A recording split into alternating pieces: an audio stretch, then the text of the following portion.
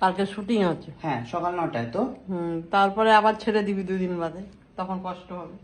ট্রেনারকে গিয়ে বলছে আমায় কিন্তু রোজ ফোন করো না, তো কিন্তু আমি আসবো না। আর মিথ্যে মিথ্যে কথা বলেছে আমি অল্প খাই, কিন্তু ও 2বার ডিনার করে। একবার ভেজ ডিনার করে টিউসডেতে, আর একবার টিউসডে রাত্রির 12টার পরে নন ভেজ ডিনার করে। কি ছোট লোক না, মানে ওকে বাই। বহু কষ্টে আমি একটা সিদ্ধান্ত নিয়েছি, আজকে জিম যাচ্ছি। আর পাশ থেকে ব্যাগরা দেওয়ার জন্য একজন মহিলা বসে রয়েছেন। তিনি কি বলছো মা? হাত পা ব্যথা হবে, হ্যাঁ, তো কালকে শুটিং আছে। হ্যাঁ, সকাল 9টায় তো। তারপরে আবার ছেড়ে দিবি 2 দিন বাদে, তখন কষ্ট হবে। আমার আর ভালো লাগে না একটা মানুষ। আমার প্যাকআপ হয়েছে অনেকক্ষণ, আমি বাড়িতে বসে মনস্থির করছিলাম, মনকে রেডি করছিলাম মেকআপ তুলে, যে আমাকে যেতে হবে জিমের উদ্দেশ্যে, আমাকে বেরোতে হবে। তো ফাইনালি মা জুতো নিয়ে যেতে হবে, একটা জুতোর গায়েও দরকার। তো ফাইনালি আমি হ্যাঁ, তো প্যাকেট তো দরকার একটা। ফাইনালি আমি জিমে যাচ্ছি, যেটা আমি ভাবতেই পারছি না।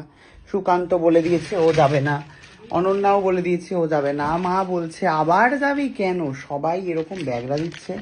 আমার আর ভালো লাগছে না এসবের মধ্যে, আমাকে নিজেকে এবারে তুলে ধরতেই হবে। এই যে মোটা ভুঁড়িটা আপনারা দেখতে পাচ্ছেন, এই যে মোটা ভুঁড়ি, এটাকে আমি কমাতে হবে। আপনারা দলে দলে এগিয়ে আসুন এবং আশীর্বাদের হাত বাড়িয়ে দিন আমার দিকে, যাতে আমি খুব ভালো করে জিমটা করতে পারি। ঠিক আছে, এই হলো ব্যাপার।